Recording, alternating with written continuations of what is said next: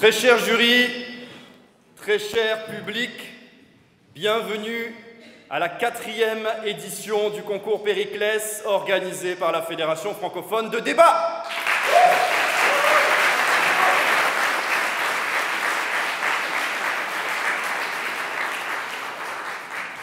Je suis Rémi Salor, responsable du pôle éloquence de la Fédération.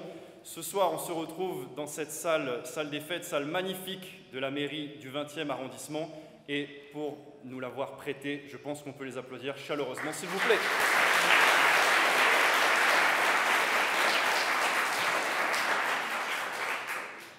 Ils étaient 90 au départ, puis 12, puis 6. Nous en avons gardé 1 sur 15. Ils sont venus ce soir pour vous impressionner, pour vous montrer ce qu'ils savent faire, parce qu'ils sont la crème de la crème. On peut les applaudir, ce sont nos 6 candidats.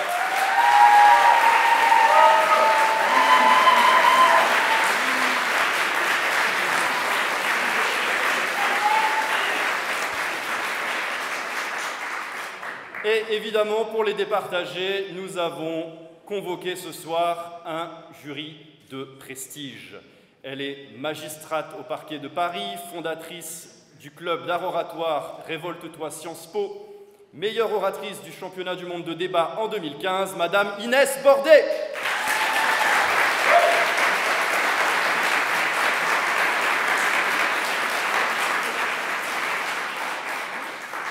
Il est le champion en titre des joutes verbales francophones, meilleur orateur du Togo, Grace Dogle.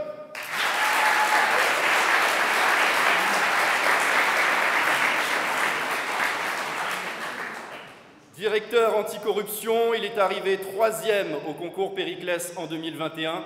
Il a persévéré. Il a remporté le concours l'année dernière. On l'applaudit, Julien Meymoun.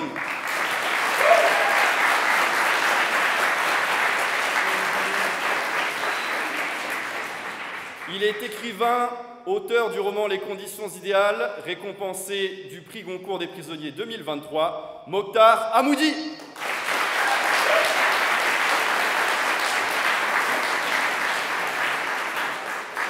Elle est la grande gagnante de la joute Talleyrand 2022, rédactrice du code de débat de la Fédération francophone de débat, Isman Bestanji.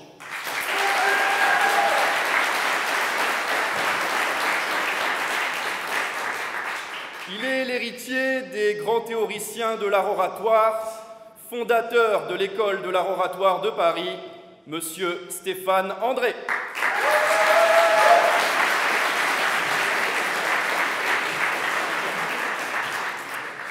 Et enfin, je vais l'inviter à me rejoindre sur scène. Il est doctorant en histoire, spécialiste de la Révolution française et de la Commune de Paris, co-auteur de l'ouvrage et de l'exposition Nous la Commune, Monsieur Hugo Roussel-Nérini. «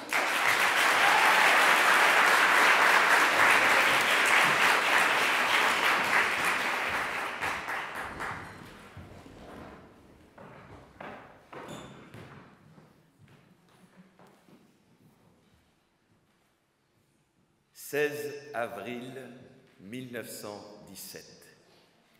La foule est rassemblée à la gare de Pétrograd.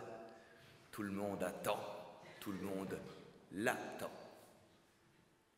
Le printemps commence à bourgeonner en Russie, mais les journées sont chaudes, car depuis février, c'est la révolution. Tout le monde l'attend. C'est un petit homme, chauve, costume 3 pièces élimé, barbichu, mais il a l'œil qui frise malgré tout. Et le voilà qui arrive à la gare, et le voilà qui, comme ce soir, voit la foule rassemblée et déclare: le peuple russe a besoin de la paix. Le peuple russe a besoin du pain. Le peuple russe a besoin de la terre.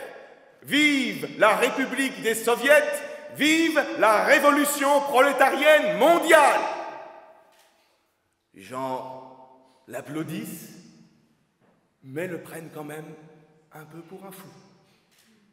Certes, la révolution a commencé. lancé, mais personne ne l'attendait. Lui-même, quelques mois plus tôt, disait « Je ne vivrai pas assez longtemps pour connaître cette révolution ». Et pourtant, ce jour-là, il arrive dans son train de Finlande et il a l'audace.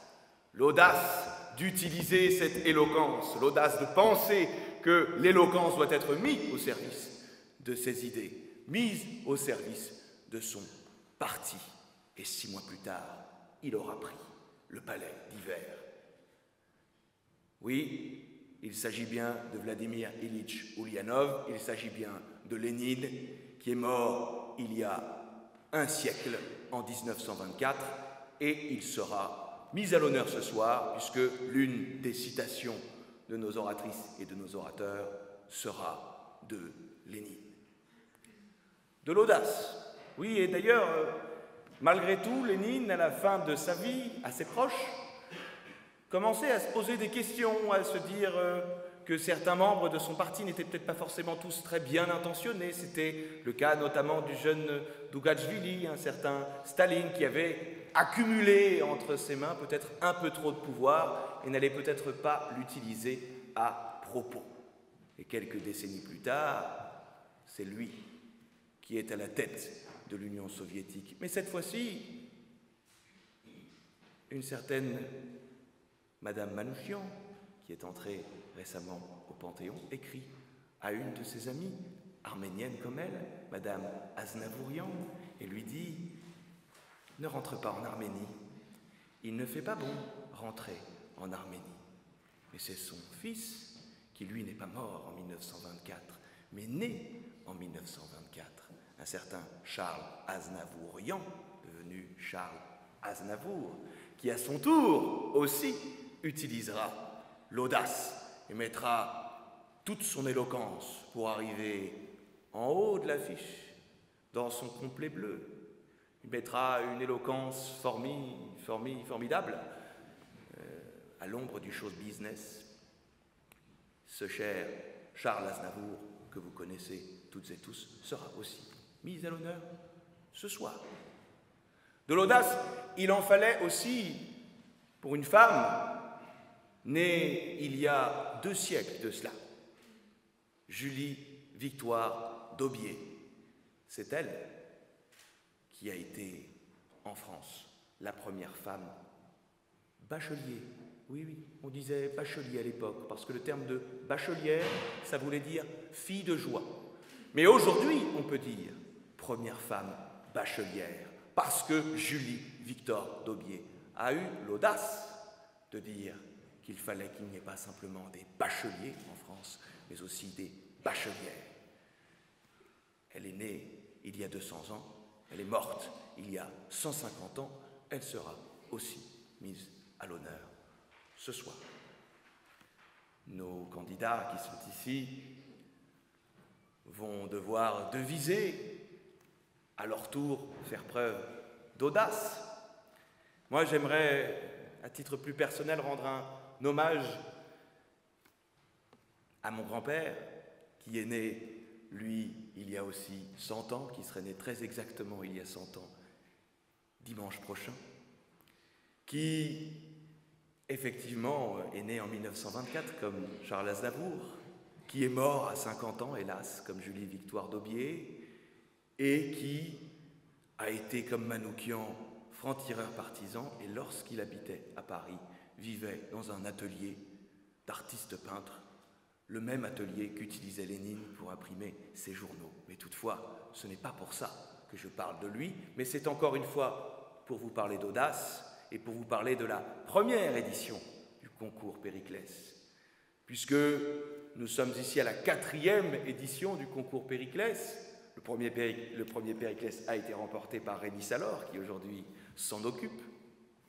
Et comme j'occupais la fonction de vice-président à l'époque, et aujourd'hui de président de la fédération, autant le préciser, cher Rémi Salor, j'arrive, et je n'avais pas forcément préparé quelque chose, et puis je repensais moi-même à cette histoire, que je ne vous raconterai pas ce soir, il fallait être là à l'époque, cette histoire de mon grand-père, que je n'arrivais jamais à raconter, l'histoire de la résistance, sans pleurer de tout mon corps. Et je me suis dit ce soir, Je vais arriver, je vais introduire ce concours d'éloquence, et moi aussi je vais prendre un risque, puisque de toute façon, nous l'avons demandé à nos candidats, puisque nous leur demandons, dès le premier tour de parler, sans note, eh bien je vais faire la même chose.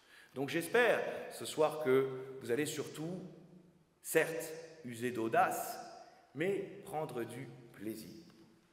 Prendre beaucoup de plaisir, nous en donner, à nous. Surtout à nous, certes public évidemment, vos amis sont dans la salle, votre famille, mais pensez à nous, jurés. Pensez qu'il y a le vainqueur de l'année dernière qui est là. Pensez que Grasse est en train de découvrir la France à travers la Fédération francophone de débat. Pensez que Inès, qui est une fierté de la Fédération, a connu la Fédération lycéenne et qu'aujourd'hui elle est magistrate. Pensez à Isman, qui est une grande oratrice, qui nous a fait passer du droit oral au droit écrit à la Fédération francophone de débat. Pensez évidemment à Stéphane André, qui incarnera ce soir la tradition de l'éloquence française, mais pensez aussi à notre cher Mokhtar. Cher Mokhtar, j'aimerais clore, rassurez-vous, je sais que je suis toujours un peu trop long, mais quand on a la tribune, on a envie de l'occuper jusqu'au bout. J'aimerais raconter une petite anecdote. Il y a une dizaine d'années, cher Mokhtar, nous étions à peu près à cette période, pas très loin d'ici, après une nuit agitée, longue, blanche.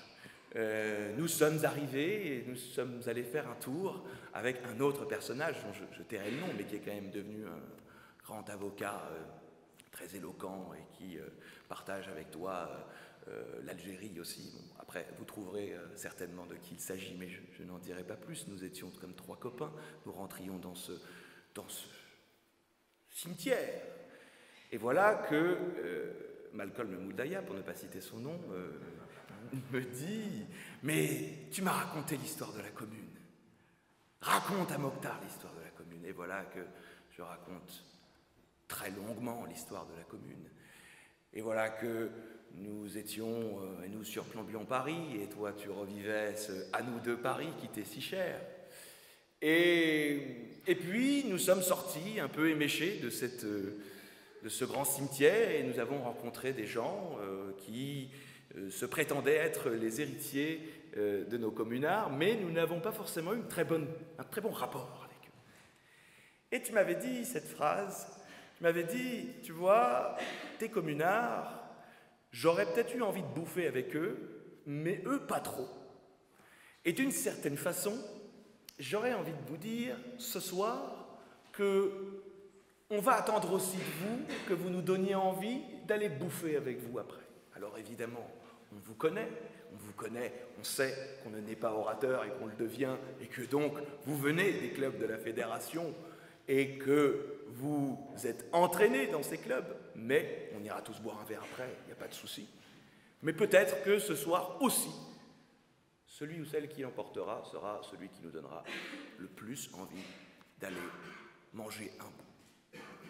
En tout cas, je suis heureux de voir, cher Mokhtar, que tu rêvais déjà de littérature, que tu es effectivement publié chez Gallimard et que tu as eu le prix des détenus, je précise bien, mais assez parlé de nous, place à nos candidates et à nos candidats de ce soir, qui sont beaux, qui sont stressés, je les sens stressés, qui sont galvanisés, vous sentez, moi j'essaye de parler, en même temps je ne sais pas si ça les détend ou si ça les stresse, mais toujours est-il que j'ai fini de parler, à vous la parole.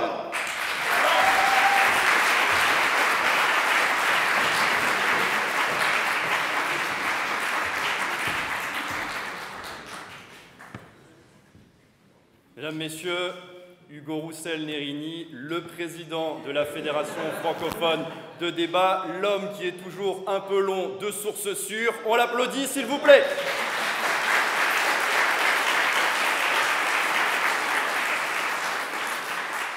Et effectivement, nous allons passer au tour de nos candidats. Ils disposeront chacun de 7 à 8 minutes pour vous présenter leur sujet. Ils seront jugés sur leur ethos, l'image qu'ils renverront, sur le logos, la logique qu'ils emploieront, et sur le pathos, leur capacité à nous émouvoir. À l'issue de chaque passage, le jury pourra poser au total 2 questions à chacun des candidats. Ces notes ne seront pas comprises dans le barème, mais elles permettront de départager en cas d'égalité.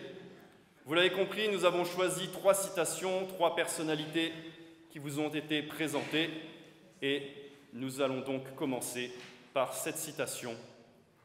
La bohème, ça ne veut plus rien dire du tout à l'affirmative, c'est-à-dire qu'il sera d'accord avec cette affirmation. Elle sera d'accord. J'appelle Lou Garnier.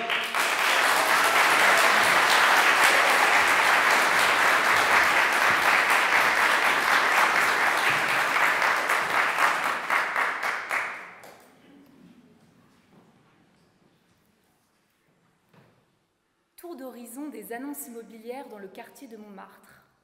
Attention, une perle vient d'être dénichée. C'est le plus bas prix du marché.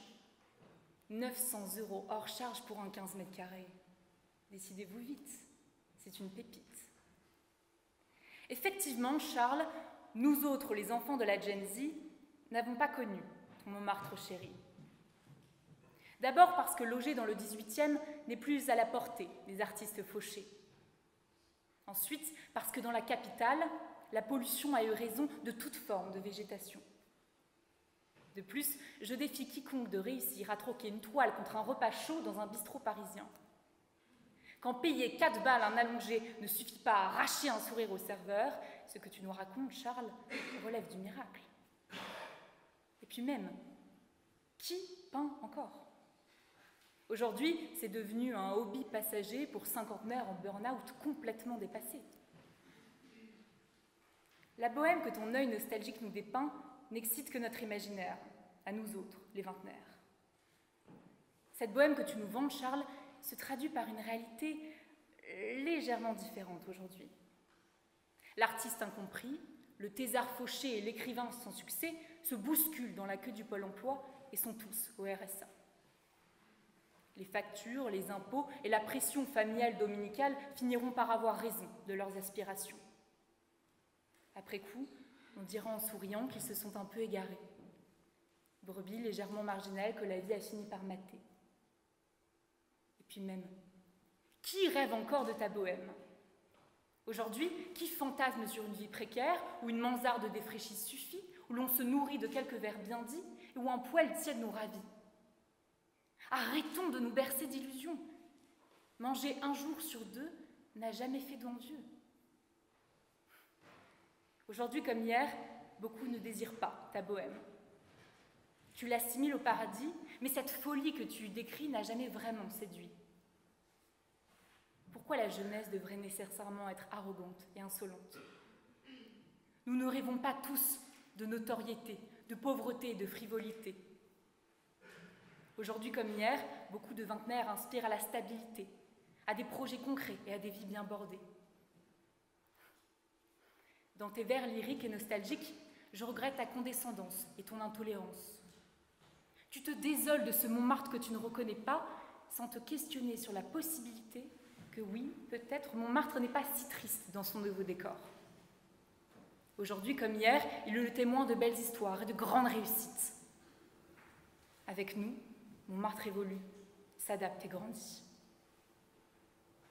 Ton scepticisme cantonne tristement la bohème à un territoire précis, une tranche de la vie définie et à ton regretté, siècle chéri.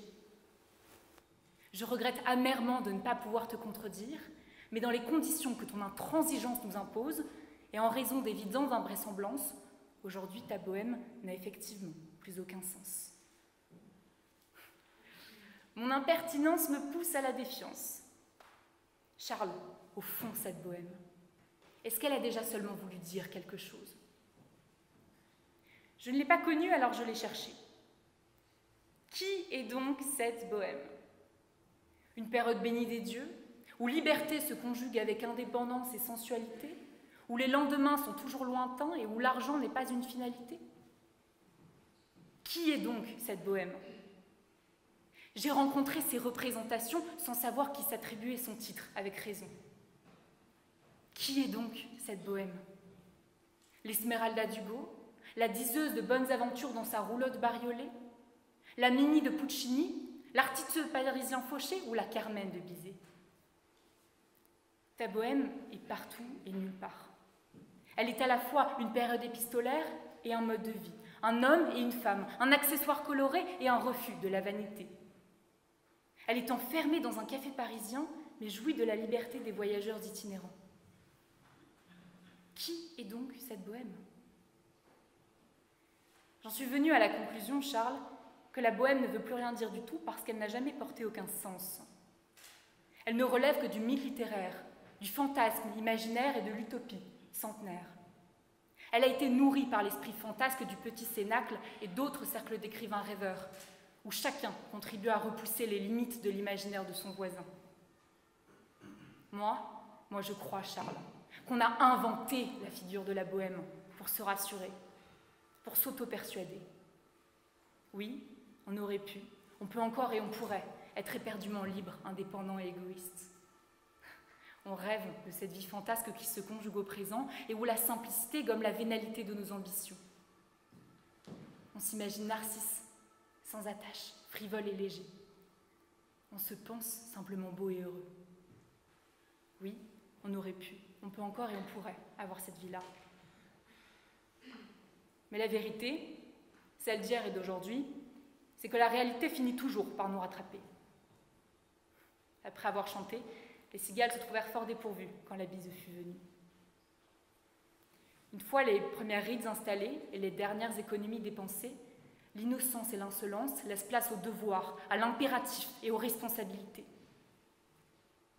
Que sont devenus les vingtenaires 68ards? Ils ont fini par se ranger, trouver un vrai métier, construire un foyer et rêver d'SUV. La réalité les a rattrapés et a exterminé leur désir de liberté et leurs idéaux par milliers. Et soyons honnêtes, la bohème a encore moins de sens aujourd'hui qu'elle en avait quand tu l'as chantée, Charles. Parce que la modernité et son rythme effréné a imposé avec elle ses dictats d'efficacité, de performance et de rentabilité. Elle a dévoré ta bohème et son rythme fatalement trop lent. Elle a déchiqueté minutieusement l'inutile et le temps perdu. Elle a englouti le droit à l'erreur, aux expériences infructueuses et aux actions insensées. Elle a veillé malicieusement à inclure petits et grands dans ses rangs. Comprends, Charles, que même les vingtenaires n'ont plus le loisir de la bohème. Il faut réussir, performer, gagner et écraser. Et puisons-nous dans cette course contre la montre, donnons à cette damnée modernité notre vie et notre énergie. Si nous faisons assez bien, nous pourrons peut-être gagner ces quelques miettes de liberté factice qu'elle nous apprend à désirer. Comprends, Charles, qu'on en crève d'envie de ta bohème, de cette liberté, de cette naïveté et de cette insouciance tant vantée.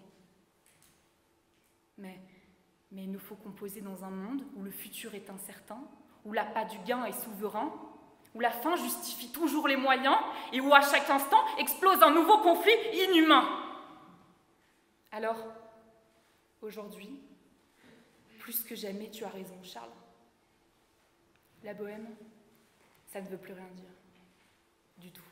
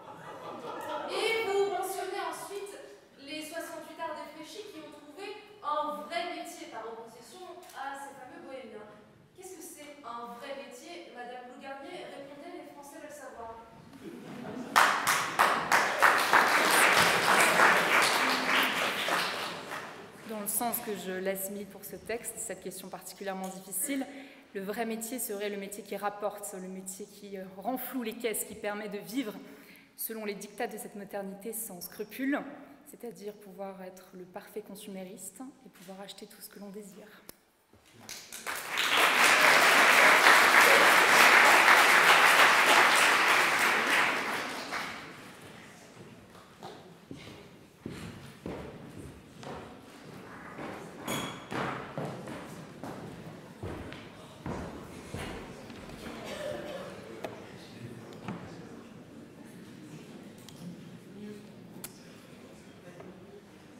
La bohème, ça ne veut plus rien dire du tout à la négative, car il n'est pas d'accord avec cette affirmation.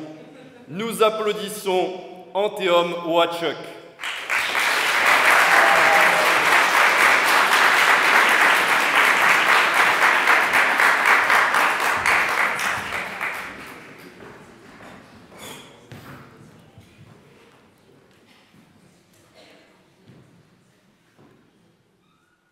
La bohème. Alors, ça ne voudrait plus rien dire du tout. Mesdames, messieurs, chers jurys, il n'y a que l'homme moderne pour être aussi désespéré. Parce que c'est cela qui manque substantiellement à cette affirmation, l'espoir. Et la bohème, c'est l'espoir qui se meut en art de vivre. On a décidé ce soir de l'enterrer au fond de la jarre. Mais même les dieux n'auraient pas osé. La bohème, elle est une quête intemporelle. Et tout homme dans sa vie devrait se réserver un temps pour elle. C'est aller quand le ciel se dort ou quand il s'endort. Faire le chemin inverse de Pandore, emporter avec soi tous ses maux, danser avec sa tristesse, sa pauvreté, sa famine, et aller l'on ne sait trop où pour y trouver l'espoir. Et alors, la bohème, c'est Rimbaud qui s'en va avec ses mots, les poings dans ses poches crevées. C'est le vagabond qui s'en va de minuit à jamais. Son auberge est à la Grande Ourse et il ne mangera qu'à moitié le pain trouvé sur la route, parce qu'il sera trop occupé à l'instant. La bohème, c'est ça. C'est la contemplation en un suprême instant dans lequel se trouve le gai savoir. Capturer le temps fugace. C'est cela que s'en va chercher le poète enfant, armé de son insouciance et de son innocence. Car c'est à cet âge de diamant brut qu'il faut se tailler. Mais c'est aussi à l'âge d'or de sa vie. Parce que la bohème, elle n'appartient pas à un temps. Elle est, elle a été, et tant qu'il restera de l'espoir, elle sera. Et l'espoir, éternellement, il est au fond de la jarre. C'est à nous d'aller le chercher. Seulement, l'homme moderne est un homme tellement désespéré. Tout lui est acquis. À cette heure à laquelle les grands espaces ne sont plus des larges plaines, mais des grands appartements, à laquelle, pour être heureux, semble-t-il, il faut avoir toujours plus d'argent, toujours plus, et trop rapidement. Ainsi, pense-t-il qu'il n'y a plus d'échappatoire. Mais c'est cette modernité qui affirme et affine les courbes de la bohème. C'est ce monde qui nous donne envie de nous évader. C'est bien parce qu'il y a une routine qu'il faut s'en échapper, parce qu'il y a un cadre qu'il faut s'enfuir. Et le monde, c'est cette prison dont il faut s'évader. Parce qu'il y a trop de matériel, le spirituel est recherché. Parce qu'il y a trop de bitume et de plomb, alors l'on s'émerveille de la nature en mouvement. Au fond, c'est cela. C'est la spirale schopenhauerienne du manque. L'on désire toujours ce que l'on n'a pas, et ce que l'on n'a plus, cher jury. C'est du temps pour soi. Et alors, la bohème, elle vous invite à ce grand voyage. C'est à ce moment, quand votre cœur vous supplie de lâcher prise, qu'il faut s'en aller. Peu importe quand, mais l'évasion du réel est plus grande et plus belle encore quand on a tout à y perdre matériellement. C'est encore quand on a passé toute sa vie à faire qu'il est maintenant temps de défaire. Parce que, même à l'âge d'or de sa vie, la bohème est encore accessible. Alors, peut-être que nous ressemblerons qu'à des cauchemars errants, parce que nous nous traînerons notre faim, que l'on sera pâle, que nous mangerons peu. Mais c'est cela, la bohème. C'est dire au monde, demain, je n'irai plus souffrir. Demain, je ne serai pas là où tu m'attends, sans être désolé de te décevoir. Alors, peut-être qu'elle ne veut plus rien dire pour certains, qu'on ne l'emploie plus, qu'on ne parle plus d'elle, d'accord, certes, mais son absence est l'empreinte la plus pure de son existence. La bohème, c'est une pauvre dame qui veut se faire oublier. Elle veut s'en aller vivre pour rien, vivre sans rien. Et ce soir, elle n'écoutera pas les dernières paroles d'Aznavour, parce qu'il l'a quittée, parce qu'il ne l'a pas comprise. Elle n'appartient pas à un temps, ni à personne. La bohème, elle se donne seulement. Elle vous prend dans ses bras comme une mère pour un temps, et elle vous dresse face au monde. Puis elle vous dit, c'est soit lui, soit moi. Le monde, la société ou la fantaisie. Et vous savez, ces enfants à la bohème, ils sont nombreux. Ce sont ceux que l'on croise sans trop voir, parce qu'ils sont éternellement cachés sous son voile. Ce sont les nomades, les vagabonds. Et allez dire à ces gens-là qu'il n'y a plus de bohème. Et c'est vous qu'on prendra pour des fous. Parce que c'est le monde qui, pour eux, n'a plus de sens. La bohème, c'est tout ce qu'il leur reste. Tellement que certains ont même décidé et réussi à se réunir pour fonder une véritable nation de bohèmes. Ce sont les tziganes, les gens du voyage. Ainsi, la bohème, elle est une déesse dont les yeux toujours contemplatifs regardent l'univers, dont le buste est l'espoir, les jambières sont la liberté et le voile la fantaisie.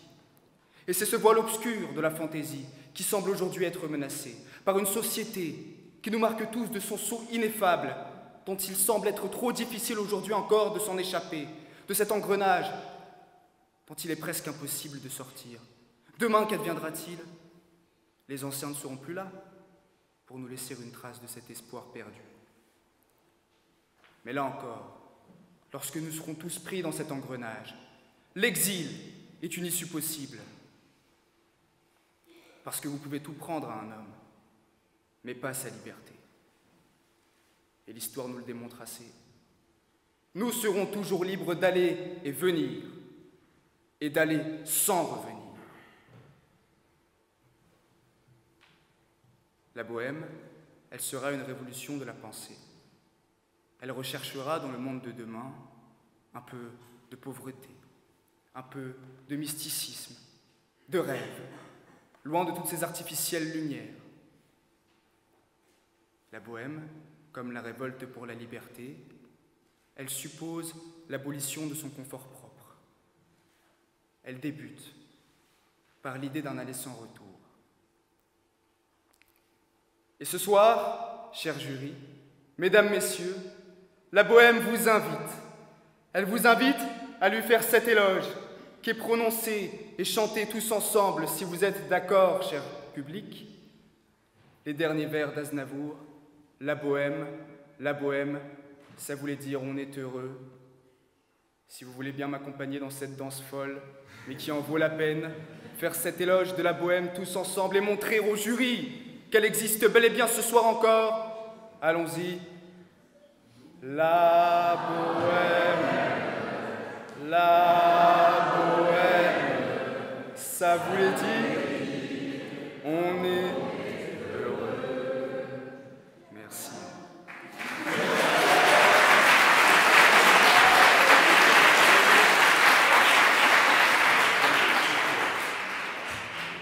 Cher jury,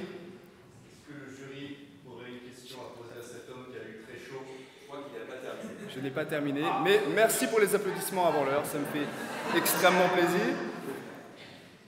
Je voulais dire, cher jury, vous l'avez vu, vous en avez fait l'expérience, ce soir, la bohème a existé et elle a été ravissante.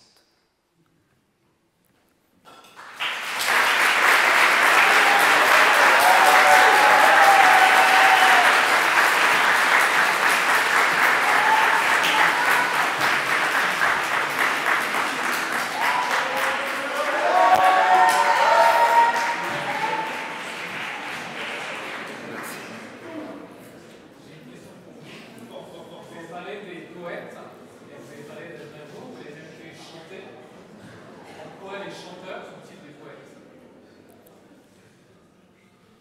Les chanteurs, je pense qu'ils sont tout ce qu'il nous reste de la poésie aujourd'hui.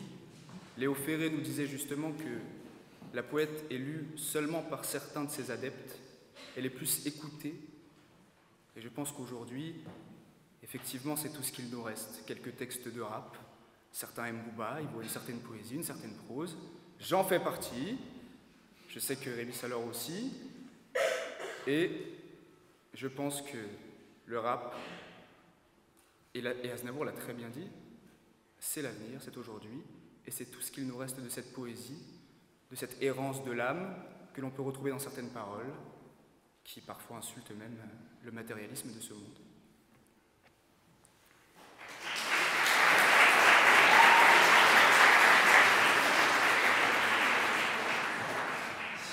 Si la bohème veut dire on est heureux, alors peut-être simplement qu'on soit pauvre ou riche, quand on est heureux, en amour par exemple, c'est toujours la bohème. Pourquoi est-ce qu'il faudrait relier la bohème à la pauvreté? Je pense que la pauvreté, et je parle surtout de la pauvreté spirituelle de l'âme, mais aussi de la pauvreté en matériel, elle est reliée à la bohème parce qu'elle suppose une certaine évasion. Là où on pourrait tout avoir, elle suppose en fait au fond une certaine richesse, puisque c'est renoncer à tout ce que l'on pourrait avoir pour avoir ce que l'on pense être mieux, c'est-à-dire s'allier au vide et y trouver la création. Alors, l'amour est une certaine forme de bohème, puisqu'elle nous permet justement cette évasion de la réalité pour un temps.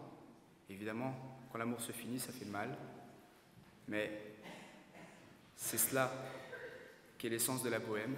Elle vous prend dans ses bras pour un temps et elle vous dit, c'est soit lui, soit moi.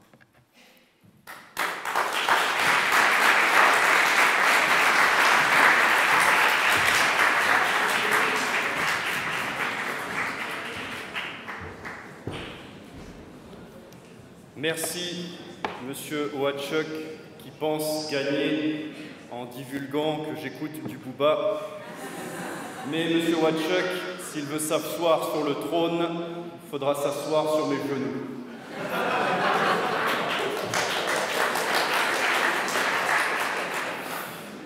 Nous passons à la citation de Julie Victoire d'Aubier. L'ordre peut être rétabli dans la rue à l'aide du gendarme. À l'affirmative, Dominique Abbas.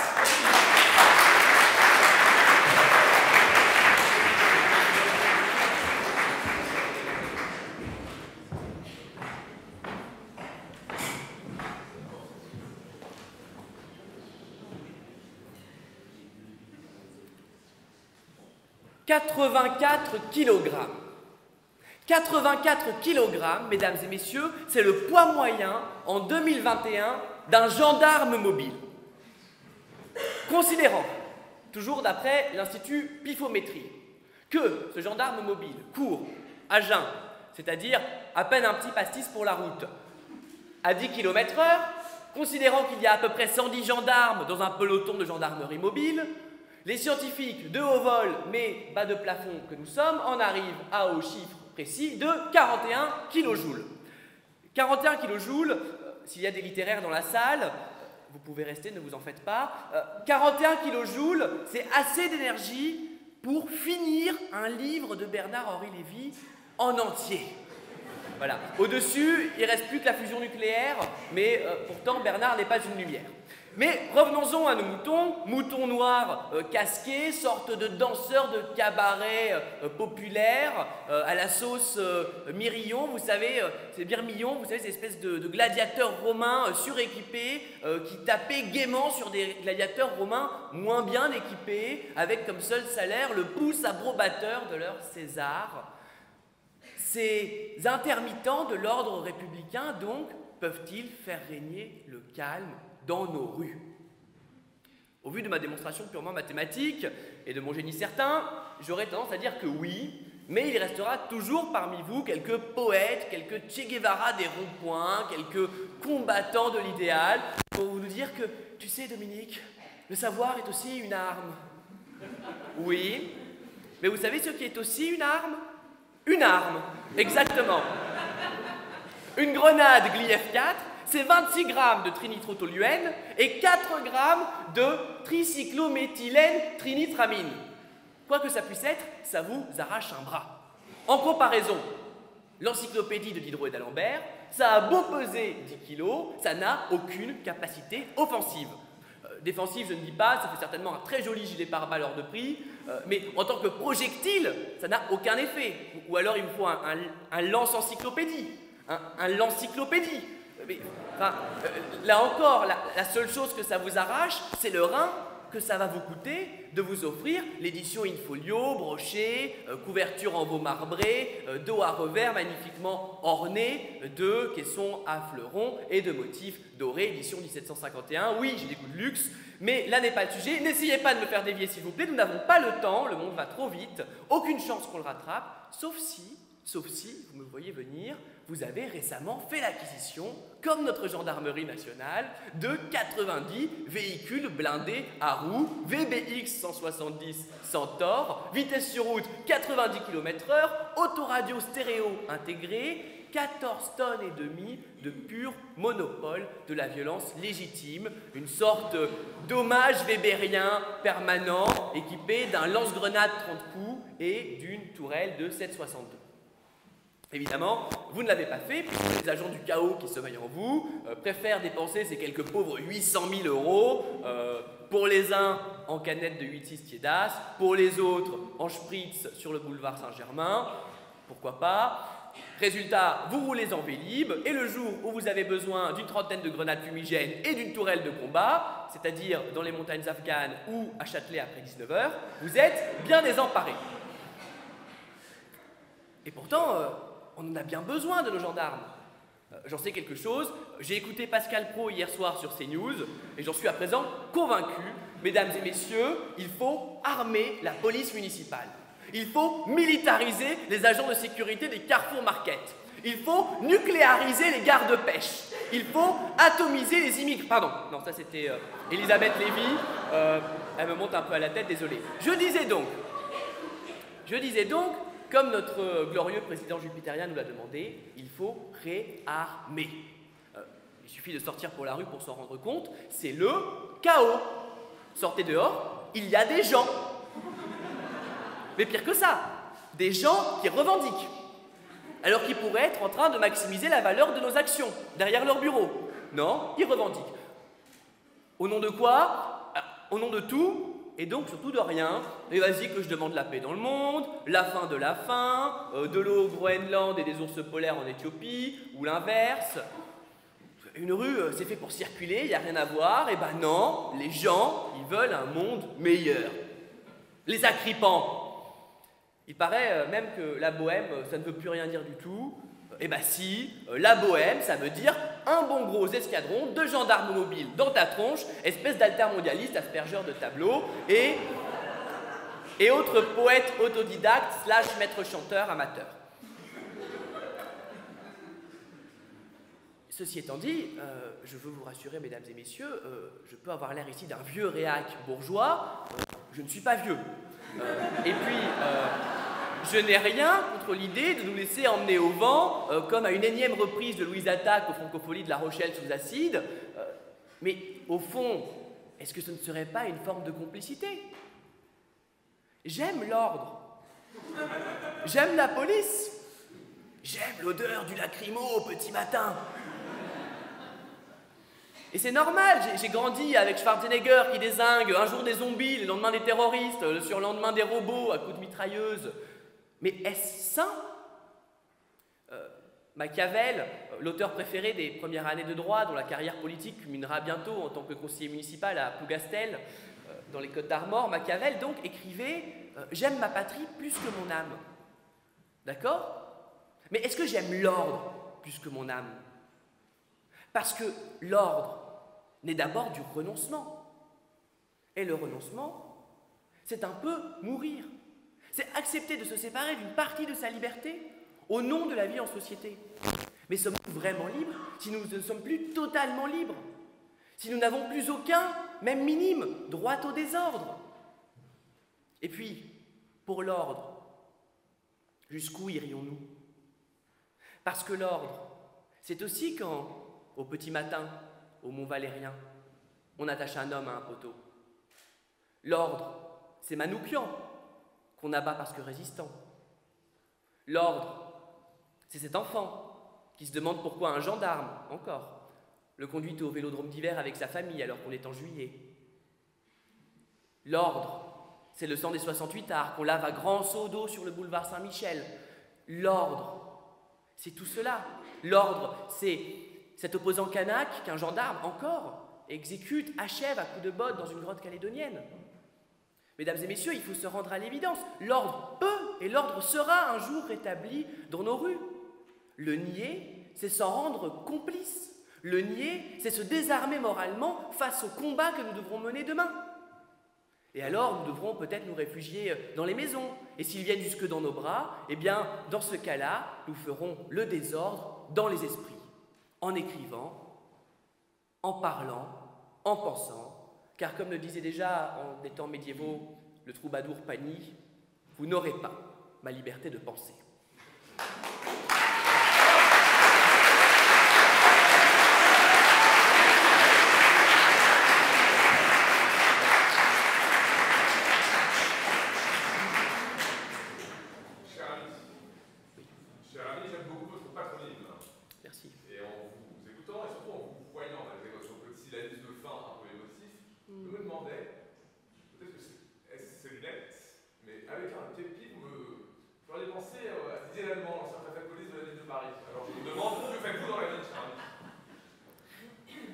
Préfet de police en civil.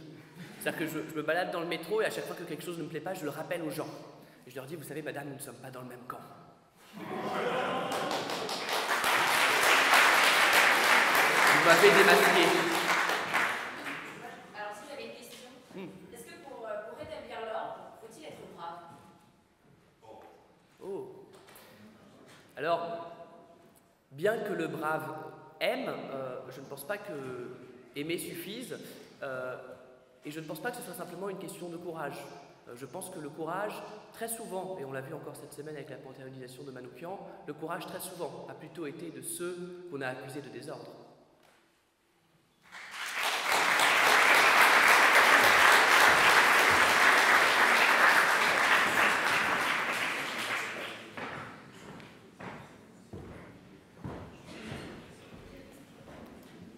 J'allais poser ma question préférée. Où sont les parents qui ont donné ce candidat? Mais malheureusement, ils ne sont pas là ce soir, les responsables. On leur transmettra la prochaine fois qu'on constate une radicalisation. L'ordre peut être rétabli dans la rue à l'aide du gendarme, à la négative, parce qu'il n'est pas d'accord. Monsieur Anis Ben.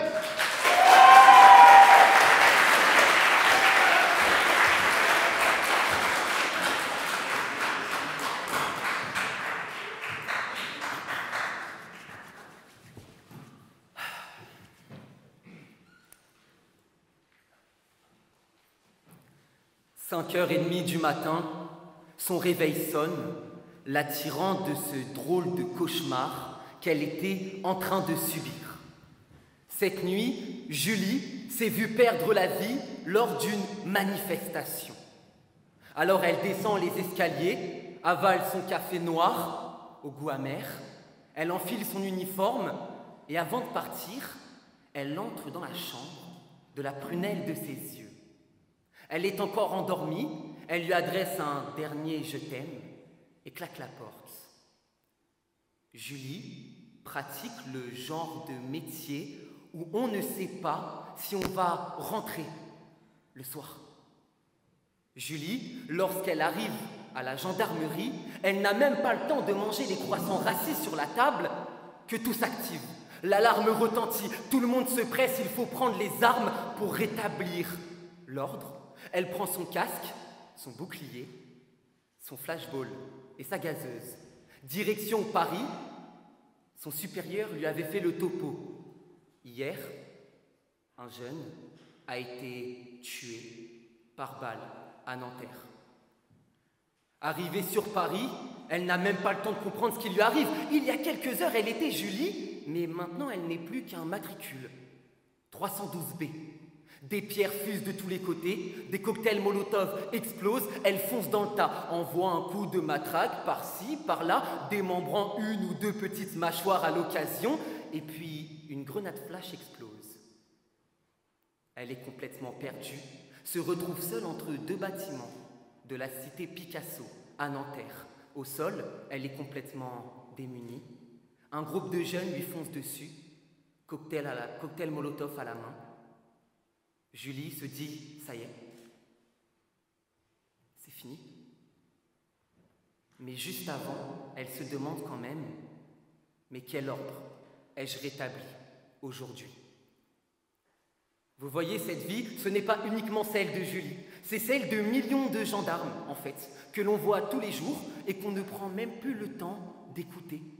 Parce que oui, apparemment, le gendarme aujourd'hui doit rétablir l'ordre en France. L'ordre, parlons-en. Qu'est-ce que c'est, l'ordre? Dans la logique des choses, l'ordre, c'est le A avant le B, le 1 avant le 2. Le mauvais ordre, ce serait de mettre ses chaussures après ses chaussettes, ce serait de se brosser les dents, se rincer la bouche et avaler un tube de dentifrice complet. Mais on en oublie quand même une chose, c'est que ces gendarmes, ont-ils le choix? Ont-ils les clés, concrètement, pour rétablir l'ordre? Non, moi je ne pense pas. Je pense que les gendarmes sont soumis au gouvernement. Alors, c'est le gouvernement qui décide pour eux quel jour doit être établi, quel ordre, quand, pourquoi, comment, on ne sait pas, mais c'est comme ça. On a quand même un gouvernement qui décide pour nous, sans même connaître notre réalité, de ce que doit être l'ordre. Mais vous savez, ces gendarmes, c'est facile de leur jeter la pierre. Parce que oui, effectivement, si on prend une échelle des villes, prenez Trouville, en Normandie, à part Mamie Janine, un clocher, une boulangerie, son petit chien Kiki, il n'y a pas grand-chose qui sème le désordre. Par contre, ensemble, allons-y. Allons à la Castellane, allons à la Grande Borne à Grigny, et allons voir quel ordre ont-ils rétabli depuis le temps. Ces gendarmes-là, on leur impose des choses, et ils doivent appliquer, simplement. Alors moi, je pense que les gendarmes ne peuvent rien faire à partir du moment où c'est le gouvernement qui détient les clés de l'ordre. Et puis, même, voyons-en un petit peu, savez-vous ce qu'est un scam? Connaissez-vous concrètement ce que c'est? Je vous explique, c'est simple. Hernando, qui habite en Papouasie, peut, madame, messieurs, demain, détourner toutes vos données sans vous voir, ni même vous regarder, sans même habiter ou vous connaître. Et vous allez demander à un gendarme qui a approximativement 54 ans de rétablir de l'ordre dans tout ça. Mais que peuvent-ils faire, eux, concrètement? Eh bien, pas grand-chose. Alors oui, c'est vrai, il y a eu des événements un petit peu tragiques. Je pense notamment aux attentats qu'il y a eu à Paris. C'est vrai, heureusement qu'ils étaient là, le GIGN, pour intervenir. Mais une petite question simple. À votre avis, quel ordre ont-ils rétabli dans la famille de ces gens qui ont perdu leurs proches? Qu'ont-ils fait concrètement, à part comme mon contradicteur, prendre la poussière et la mettre délicatement sous le tapis? Parce que oui, ils n'apportent aucune solution. Demain, si vous semez le désordre, on vous prendra, vous jugera et vous emmènera en prison. La prison, parlons-en. Quel concept formidable! Prenons tous les criminels, enfermons-les dans 9 mètres carrés entre eux, avec leur code, dans une jungle, et puis laissons faire. Attendons de voir, peut-être qu'il va se passer quelque chose. Bien non, il ne se passera jamais rien parce que ces gens qui sont en prison, qu'est-ce que vous pensez? Lorsqu'ils vont sortir, ils vont recommencer, voire même faire pire. Mais pourquoi? Parce qu'on ne prend pas le temps de comprendre où est le problème dans tout ça. On ne prend pas le temps de savoir quelle réinsertion est-ce qu'on leur propose à ces gens.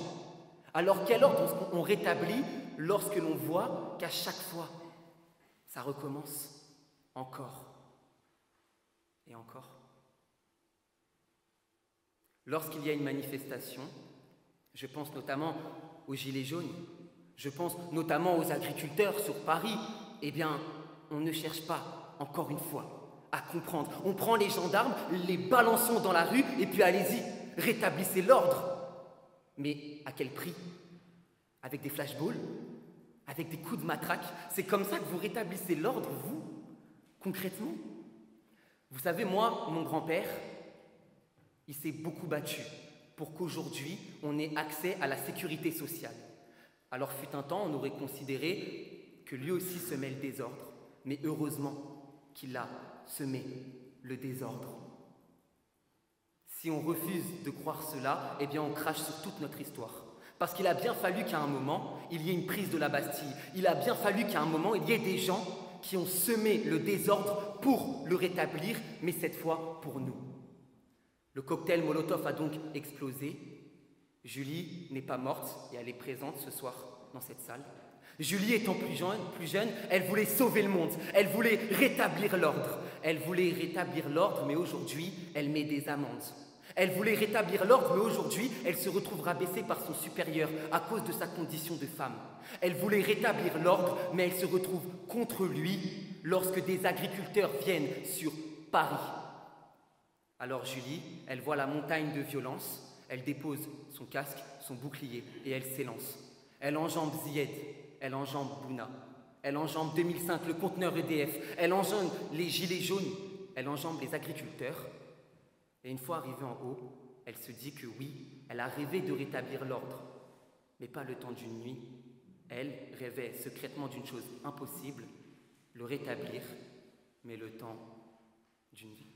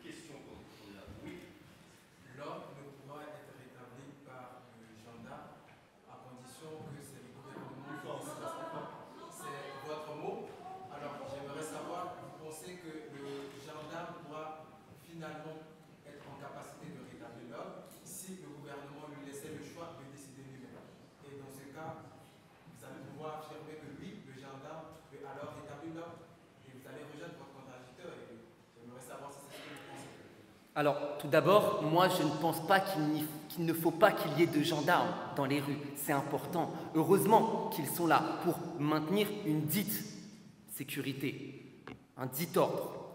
Je pense sincèrement qu'aujourd'hui, le gendarme, le problème ce n'est pas qu'il faut qu'il puisse agir par lui-même. C'est qu'il faut surtout que le gouvernement essaye de comprendre aujourd'hui quel est le problème dans les rues. D'accord ? À partir du moment où, ensemble, on établira un dialogue, une communication, parce que je pense que l'ordre passe surtout aussi par nous toutes et tous ce soir. Éduquons nos enfants, prenons le temps de se comprendre, prenons le temps surtout cette fois de s'écouter. Et à partir de là, moi je pense que l'ordre pourra être rétabli.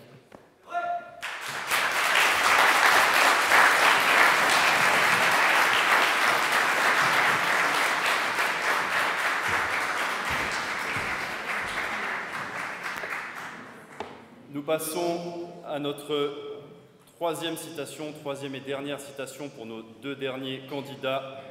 La confiance n'exclut pas le contrôle.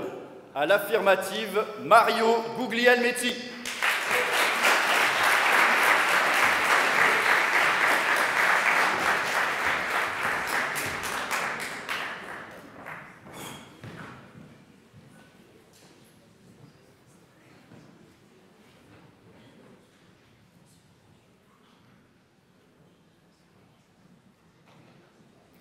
Dehors.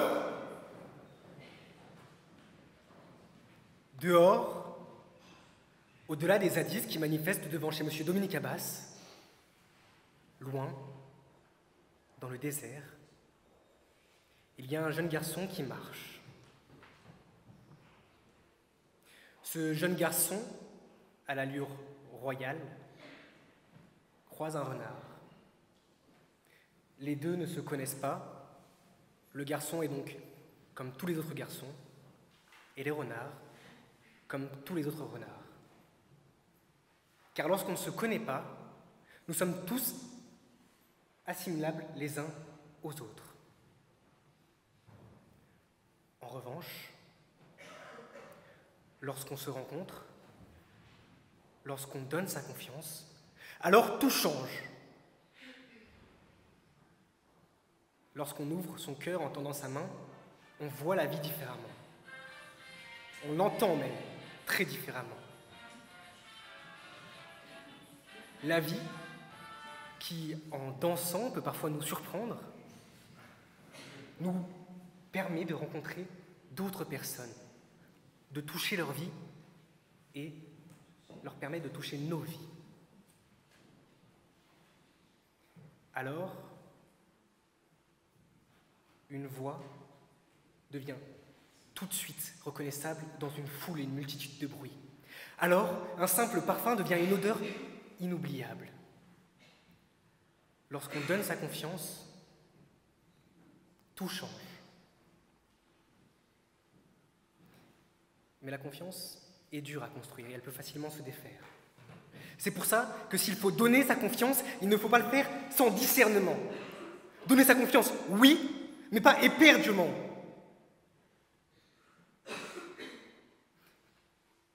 Il faut toujours donner sa confiance avec précaution. Pourtant, c'est sur la confiance que repose toute notre société. Tous nos liens dépendent de la confiance, amicaux, familiaux et amoureux. Sans confiance, il n'y a rien. On partage la confiance. En ce sens, la confiance, c'est comme un Kinder Bueno. C'est fait pour le plus grand nombre. On la donne tous les jours. On la donne à notre médecin à qui on confie notre santé, ou à nos amis à qui on confie nos secrets. Mais lorsqu'on confie notre confiance, alors on prend toujours un risque. Le risque d'être déçu. Le risque d'être blessé et que notre confiance soit bafouée. C'est ce conjoint qui trompe sa compagne lorsqu'elle a le dos tourné. C'est cette amie qui m'avait dit qu'elle viendrait me voir en finale, mais qui n'est pas présente. Lorsqu'on donne sa confiance, on prend toujours un risque. Alors, il faut le faire avec précaution. Lorsqu'on confie, c'est qu'on se fie à quelqu'un d'autre. On donne une part de soi.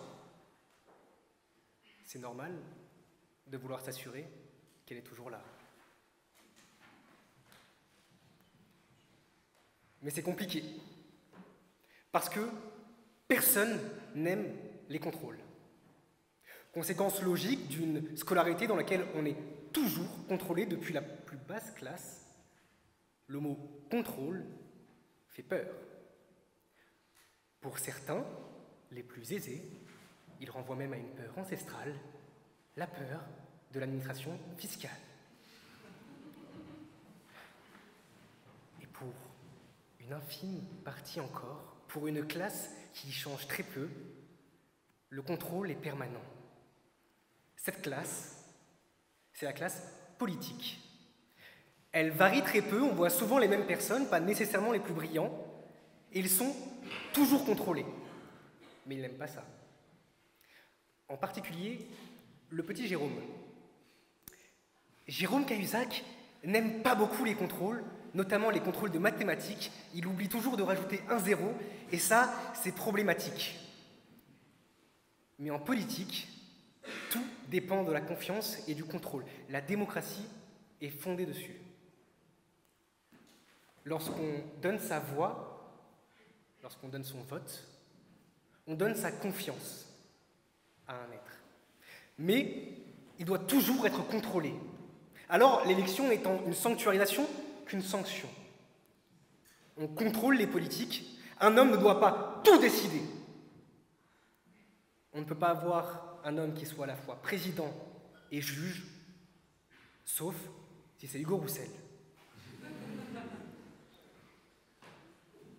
Vous l'aurez compris, la confiance n'exclut pas le contrôle, mais au contraire, c'est lorsqu'on a un manque de confiance que cela justifie les contrôles.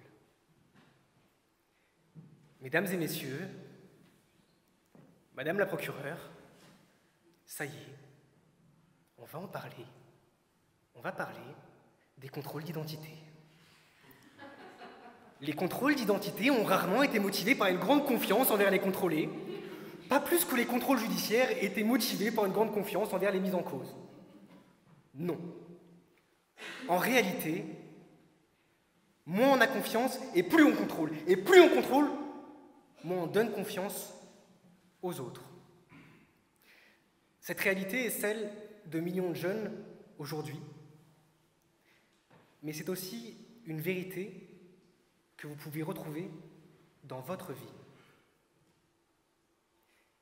C'est dans les moments où on sent le plus que la vie nous échappe, c'est dans les moments où on est le moins stable et le plus perturbé qu'on aimerait pouvoir tout contrôler. Être le maître de son destin, le capitaine de son âme, surtout pouvoir être aux commandes. Alors, mesdames et messieurs, dans ces moments de doute, rappelez-vous du petit prince dans le désert et de son renard. Parce qu'il lui a fait confiance, parce qu'il l'a apprivoisé au fur et à mesure, toujours avec un peu de méfiance, lorsqu'ils se sont quittés, le renard lui a fait un cadeau. Son cadeau, c'était ces simples paroles. Souviens-toi toujours, n'oublie jamais, l'essentiel est invisible pour les yeux. La confiance, vous ne pourrez jamais la toucher. La confiance, vous ne pourrez jamais la voir. Vous ne pourrez voir que des marques de confiance. Mais mesdames et messieurs, c'est la plus belle chose qui vous soit donnée de voir. Le plus beau cadeau de l'humanité, c'est la confiance qu'on peut donner. Alors, donnez votre confiance, mais jamais aveuglément.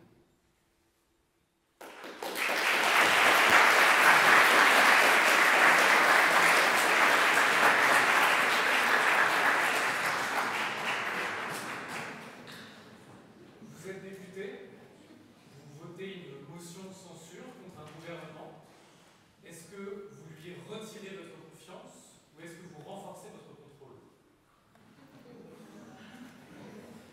Très bonne question. Je suis député, pas encore, mais on verra. Si je vote une motion de censure, alors je lui demande de se retirer. Je ne lui retire pas une confiance que je ne lui aurais pas nécessairement donnée. Au contraire, je viens affirmer une position. C'est ce que j'ai essayé de faire ce soir.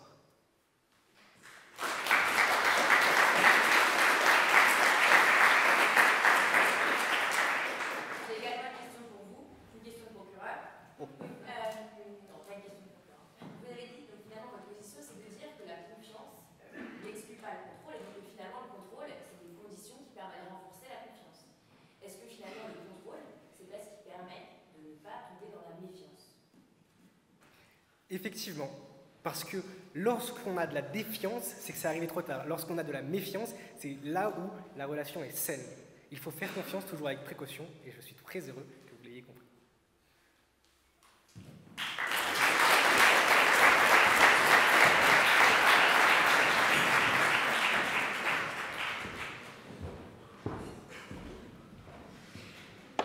Notre dernier candidat avant que le jury se retire pour délibérer. La confiance n'exclut pas le contrôle à la négative. Daniel de Paula.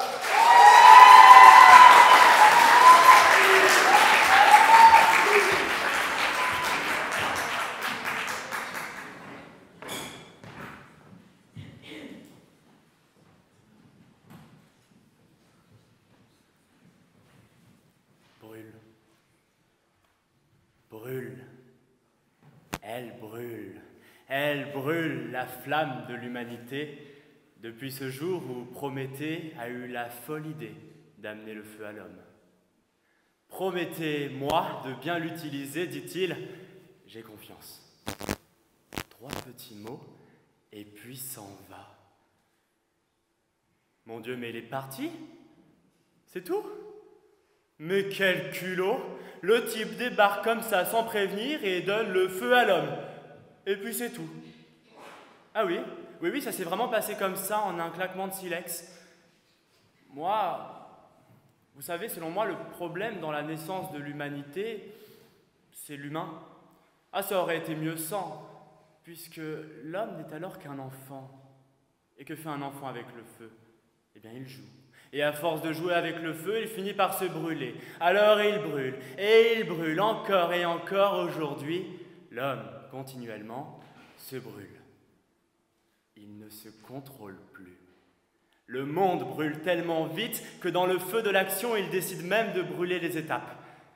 Il vient à peine d'inventer la machine à écrire, mais se met à brûler des livres.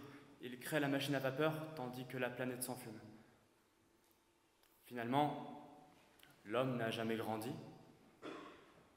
Orphelin, il se met à pleurer et à crier. Crier et Prométhée. Prométhée où? Il n'est jamais revenu.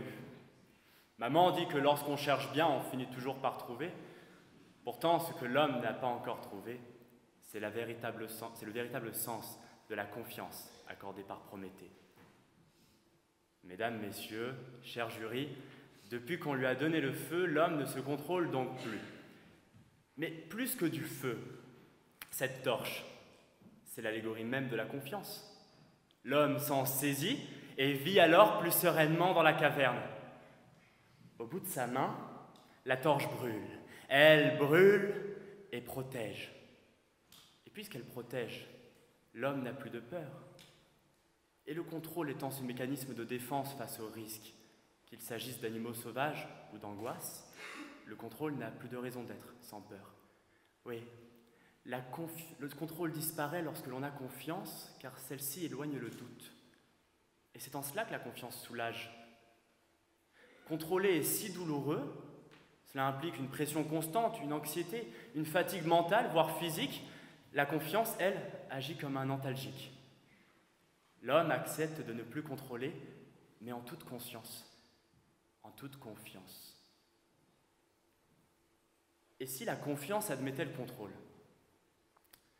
Alors comment est-ce qu'un chef d'État pourrait-il accorder sa confiance à autant de ministres couverts de casseroles? Et oui, à ce niveau-là, c'est même plus un gouvernement, mais une cuisine. Si l'homme qui accorde sa confiance ne contrôle donc pas, mesdames et messieurs, à l'intérieur de la caverne, l'homme délaisse donc de sa main gauche l'outil du contrôle pour mieux empoigner de ses deux mains la torche de la confiance. Et il avance désormais, il marche encore plus vite et encore. Au bout de ses deux bras, la torche brûle, elle brûle et rassemble. Elle rassemble les hommes attirés par la chaleur nouvelle. Oui, si la confiance rassemble, c'est précisément car l'homme, par nature, cherche à se décharger du poids du contrôle en se liant aux autres. Et parfois, lorsque l'homme tient la flamme trop proche de lui, le don de Prométhée vient directement réchauffer son cœur et la confiance s'embrase. Oui, j'ai envie de vous parler d'amour. Mais pas n'importe lequel, non. Non, l'amour avec un grand A. L'amour qui transforme les A en A.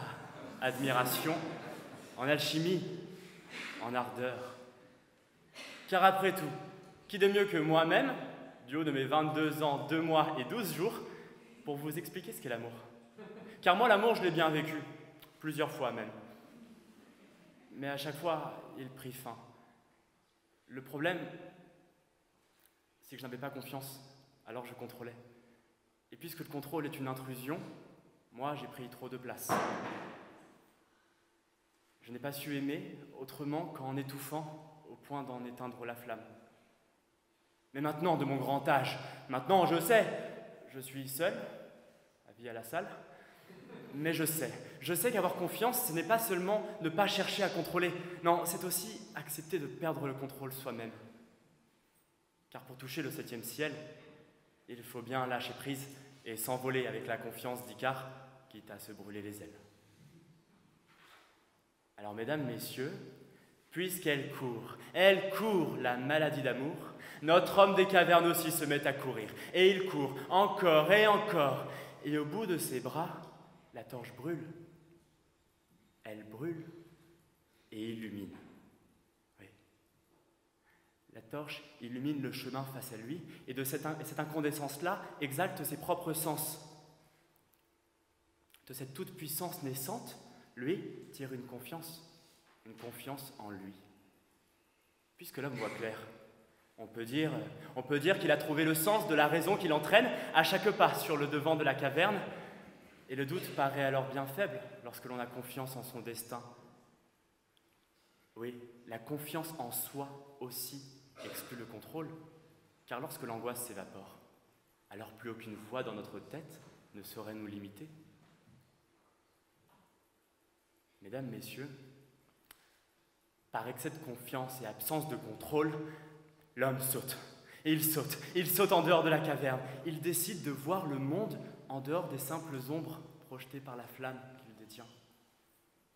Celui qui a confiance en lui décide de vivre. Il se lâche, s'exprime pleinement, sûr de lui, et il dit de grandes choses et parle fort. Il est souvent membre d'un club d'éloquence d'ailleurs, et a gagné au moins un concours, car aujourd'hui tout le monde sait qu'il y a autant de prix que d'orateurs. Après tout, peut-être ne sommes-nous pas uniquement des beaux parleurs. Je veux dire, sans vouloir prêcher pour ma paroisse, cette espèce étonnante de femmes et d'hommes qui se tiennent devant vous, et malheureusement surtout d'hommes ce soir, a au moins le mérite d'avoir confiance en soi, en vous, assez pour parler librement. Elle est peut-être là la véritable raison pour laquelle Prométhée nous a accordé sa confiance. Il nous a apporté sa confiance au bout d'un manche en bois pour qu'à jamais crépite en nous l'étincelle de la liberté. Oui, si l'homme ne se contrôle plus, c'est donc parce que la confiance rend libre. Alors certes, c'est effrayant d'être libre. On y est contraint d'assumer nos actes, c'est vrai. Car elle brûle. Elle brûle. Elle brûle la flamme de l'humanité depuis ce jour où Prométhée a eu la raisonnable idée d'apporter le feu à l'homme. Désormais, nous pouvons continuer d'incendier pour des idées et d'enfumer la planète. Ou bien libre à nous d'honorer cette confiance, sortir de la caverne et de retrouver dans le feu son originelle source de lumière.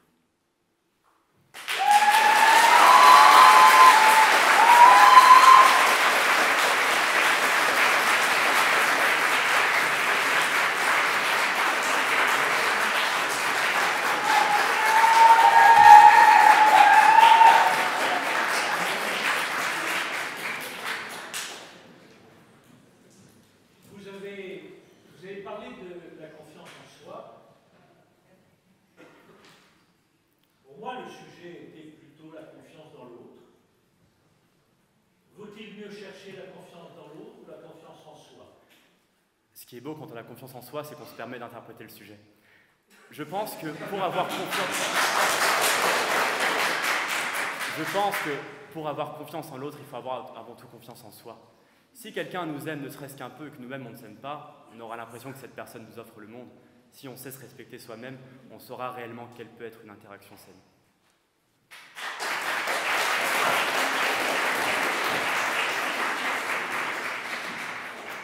Juste si je suis votre raisonnement, est-ce que ça veut dire que quand il y a de la gêne, il n'y a pas de plaisir? Quand il y a de la gêne? Quand il y a de la gêne, il n'y a pas de plaisir? Ah, ça sent le vécu. Je n'irai pas sur le terrain de ce vécu-là, je vous rassure. Moi, je crois au contraire que la gêne peut être inspirante, du moment qu'elle est vouée à être élucidée, à ce qu'un dialogue s'installe sur cette gêne-là, et pour qu'à deux, on prenne du plaisir et que l'un ne soit pas gêné par l'autre.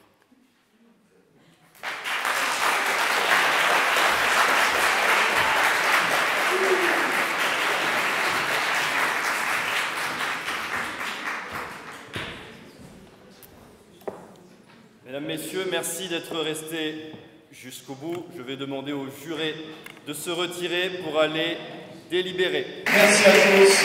Je chasse notre ami car il nous reste à peu près 10 minutes avant d'être jetés hors de ce lieu. Je vous rappelle qu'après, nous allons tous boire un verre à l'Indiana Café qui se trouve sur la place. Mais avant de penser au houblon, pensons à nos jurés qui sont revenus. On peut les applaudir, s'il vous plaît.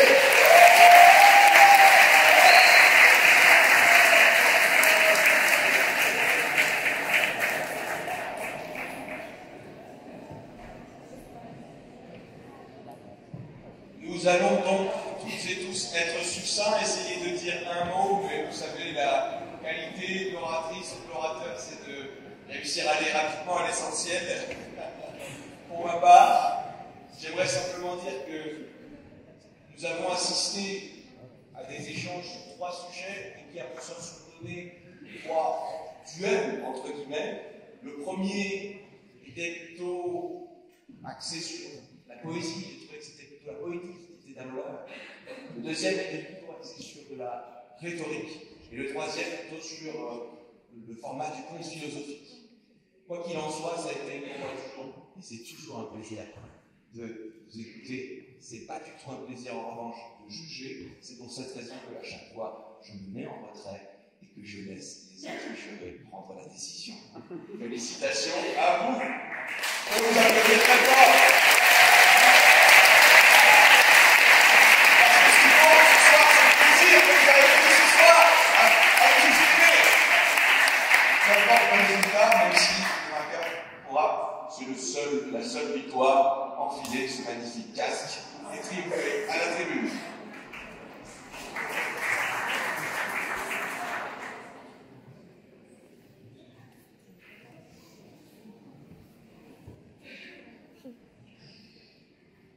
Je suis plaisir, en effet. Alors, il faut être très succinct puisque, comme on l'a gentiment rappelé, on se fait reconduire vers la frontière très bientôt. Alors, il faut pourtant bien vous dire un mot sur chacun d'entre vous.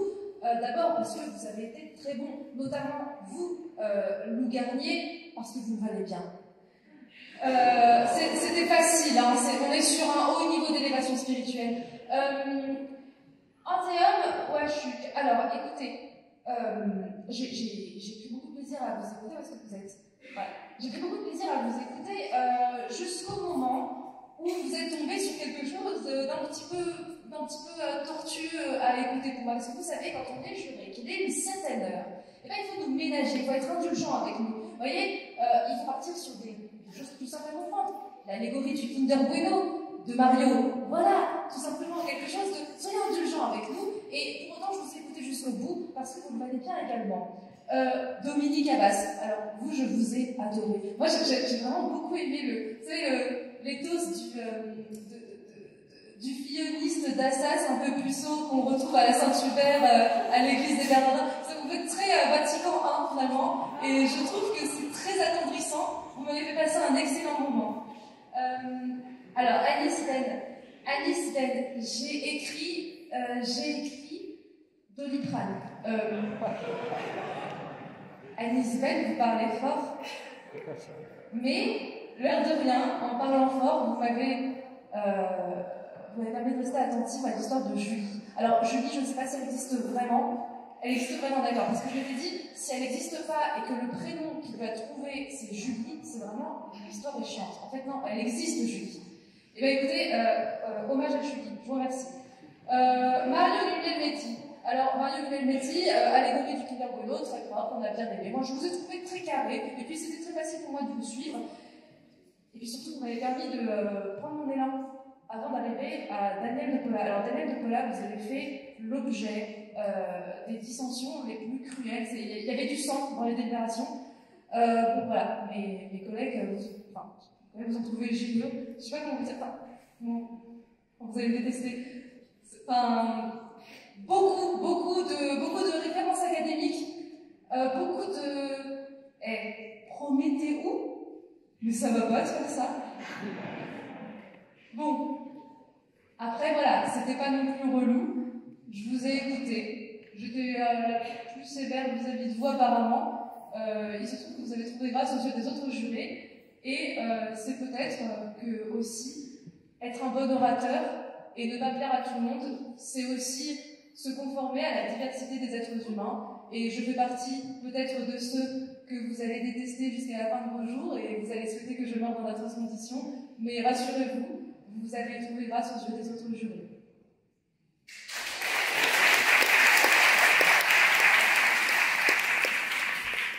Chers amis, le temps presse, donc je serai vraiment bref. Et d'abord, je veux souligner la performance assez exceptionnelle de ces candidats, notamment le fait d'avoir concouru sans note en ayant appris par cœur donc leur discours. Bravo. Deux observations. La première, tenter de répondre à la question qui est posée, c'est important. Ça n'a pas toujours été le cas. Et la seconde, il a manqué quelques références littéraires, de culture politique, de culture historique. Une n'est pas suffisante dans le discours, et je tenais à féliciter Lou Garnier avec votre discours, vous m'avez fait peur, moi qui suis poète et qu'il est. Voilà, je vous remercie.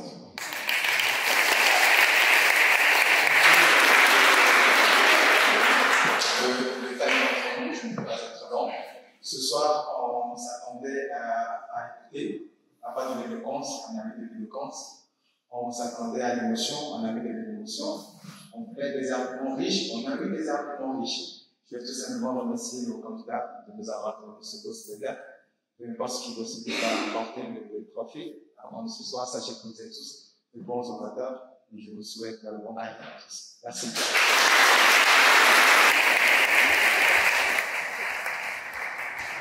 Très bref, c'est simplement féliciter de bien avec le public. Vous avez réussi à faire chanter, vous avez fait rire, vous avez parfois généré de la musique directement dans le public, sans être déconcentré. Et pour ça, félicitations.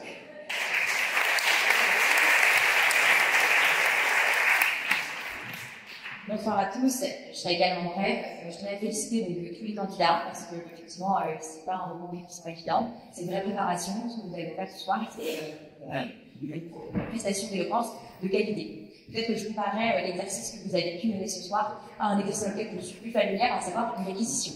Il y a un peu de ça parce qu'en fait il y a une préparation que vous faites, que vous avez menée, et en réalité il y a le moment ici. Et je trouve que vous avez tous, en tout cas, manifesté le souhait de tenir compte aussi de ce qui se passait, de l'interaction avec la salle, de l'interaction avec ce qu'avaient pu dire les autres candidats, et de la réponse aux questions. C'est ça aussi qu'on évalue. Et c'est toujours important de se dire que même si on a préparé quelque chose, on a préparé quelque chose de qualité, il faut rester connecté au moment qu'on vit. Et un bon orateur, c'est un bon orateur qui parle au moment où il parle, au public auquel il s'adresse, et de toujours avoir le souci de ne pas être là dans une récitation, mais d'être en train de dire un moment avec un. Voilà, merci à tous.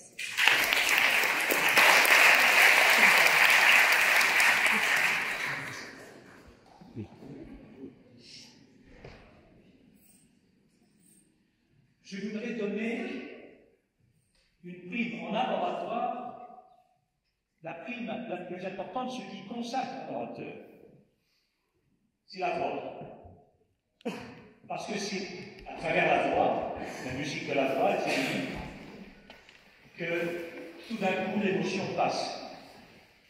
Je citais tout à l'heure, en discutant avec toi, un grand comédien français qui s'appelle Laurent Terzieff, et qui disait, l'orateur étant un frère non jumeau de l'acteur, et qui disait au théâtre, la compréhension, on accède à la compréhension par l'émotion. Et l'émotion est toujours portée dans un discours par la voix. Le pathos, sur lequel, évidemment, nous insistons beaucoup. Et je crois que ce soir, le palmarès tient sans doute un peu à la comparaison des voix. En tout cas, c'est une coïncidence curieuse. Le travail magnifique sur vos textes, très intéressant, doit être soutenu par la voix. Je vais d'abord nommer le troisième, puis le deuxième, puis le gagnant. Le troisième, c'est M. Ouachouk.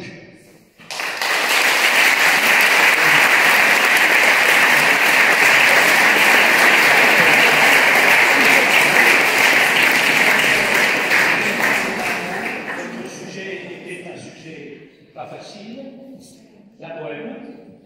Et la bohème qui n'existe plus du tout, on va essayer de la faire exister dans l'échappatoire, c'est un mot que je vais employer, et cet échappatoire nous autorise effectivement un accès à la poésie qui est sans doute, je crois, la plus belle de toutes. Bravo.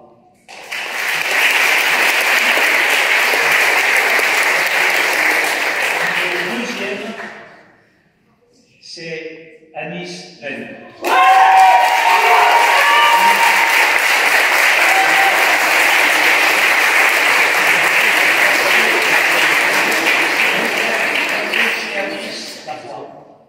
La voix d'Anis. Toutes les voyelles, toutes les syllabes étaient entendues, même les finales de phrases, on n'entendait absolument rien. Tout était vocalisé correctement, c'était notre cas aussi, la voix aussi était. Mais chez vous, la voix était absolument parfaite et on a senti en vous la défense d'une cause sincère, extrêmement sincère. Il y a une petite différence pour moi entre le discours en public et le stand-up. Je vous ai trouvé plus dans le discours en public servant une cause que dans le stand-up, c'est-à-dire une numéro personnel.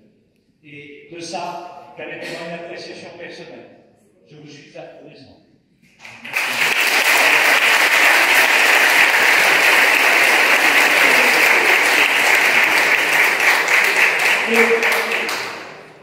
Le premier.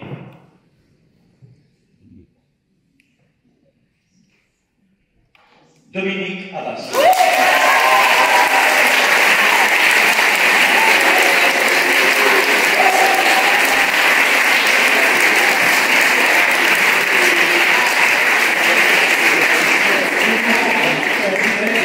Dominique, qu'il est une sorte de Paganini de l'oratoire. Tout était entendu, toutes les voyelles étaient entendues, extrêmement rapide, extrêmement mobile, et tout était précis, tout était bien dit, et surtout une amplitude énorme. Et pour moi, l'amplitude, c'est d'abord la pensée avant le diktat du jeu de manche, l'amplitude énorme dans la pensée pour aller de l'humour le plus extraordinaire à Manouchian, introduisant le désordre. Bravo, bravo.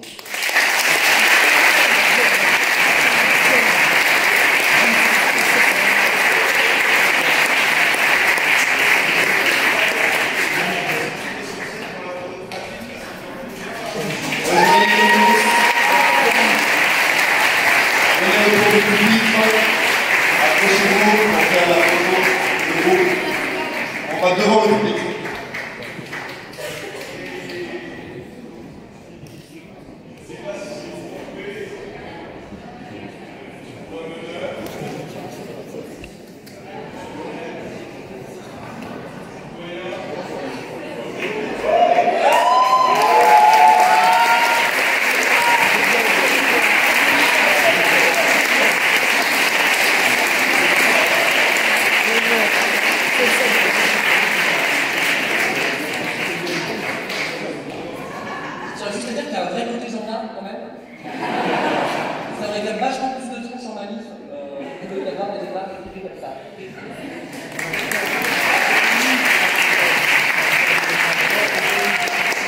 Chers amis, je pense que vous pouvez aussi applaudir très fort le citoyen Rémi Salor, directeur du pôle éloquence de la Fédération.